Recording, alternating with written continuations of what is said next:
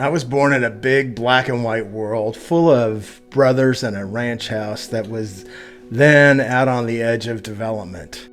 It was surrounded by mom and pop farms, and we were always told, go outside and play. And when we did, we'd go to this great big field next to our house where it was full of toads and caterpillars and even garter snakes.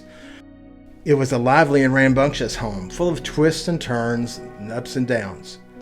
My mother was artistic and always had some sort of a project going, making puppets for a play or creating an Easter egg tree from eggs we had had for breakfast. She was the sort of person who was just as likely to paint a watercolor as she was to do laundry on any given day.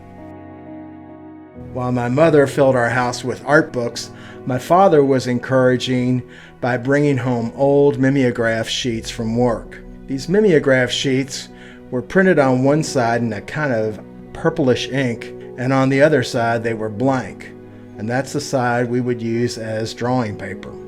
The smell of the mimeograph paper was distinct, and it would mix with the waxy smell of the crayons as we drew and colored first one image, then another, and then another. If we didn't like what we were doing, we quickly replaced it with another sheet. In doing so, our black and white world gave in to the colors of days spent in and out of doors, and colors that changed with the seasons from green to gold to snowy white.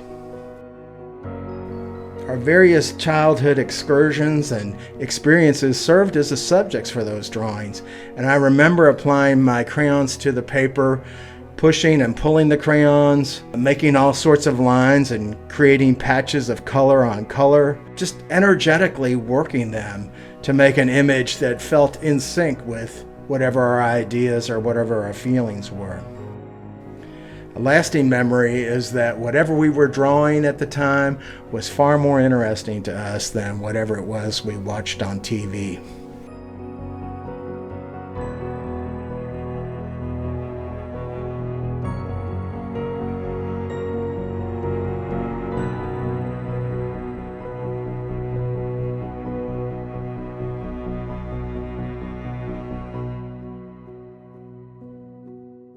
Now, so many years later, I still find myself with the process of using a crayon to make lines in my effort at creating drawings. I stand before a blank piece of paper and consider the possibilities that both beckon and challenge me. At times, I have very little sense of how a work will ultimately be developed, alternating with times when I am absolutely certain as to how to proceed.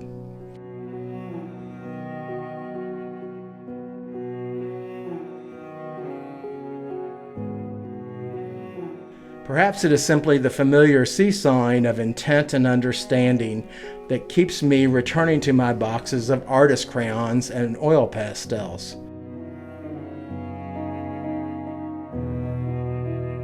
Or perhaps it is simply the desire to see how it all turns out in the end.